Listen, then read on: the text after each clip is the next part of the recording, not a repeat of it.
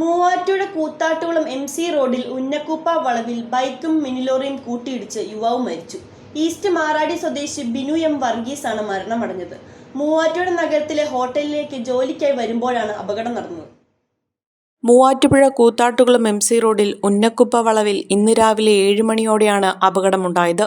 East Maradi ഭാഗത്തു നിന്ന് മൂവാറ്റുപുഴയിലേക്ക് വരികയായിരുന്ന മണ്ടനാക്കര വീട്ടിൽ ബിനു M വർഗീസാണ് മരണമടഞ്ഞത്.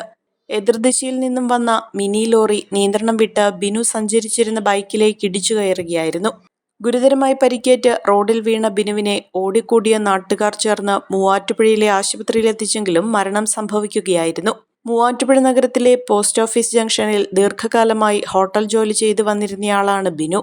മൃതദേഹം മൂവാറ്റുപുഴ ജനറൽ ആശുപത്രിയിൽ പോസ്റ്റ്മോർട്ടത്തിന് ശേഷം ബന്ധുക്കൾക്ക് വിട്ടുനൽകും. മൂവാറ്റുപുഴ പോലീസ് എത്തി മേൽനടപടികൾ സ്വീകരിച്ചു. അഹല്യയിലെ വിദഗ്ധരായ ഡോക്ടർമാരുടെ ചികിത്സ കൊണ്ട് എനിക്ക് എന്റെ കാഴ്ചശക്തി പൂർണ്ണമായും തിരിച്ചു കിട്ടി. ഇപ്പൊ എനിക്ക് ഈസിയായി വായിക്കാം. നേത്ര സംരക്ഷണത്തിന് നമ്മുടെ Ahalya. Ahalya foundation eye hospital, കേരളത്തിൽ എല്ലായിടത്തും.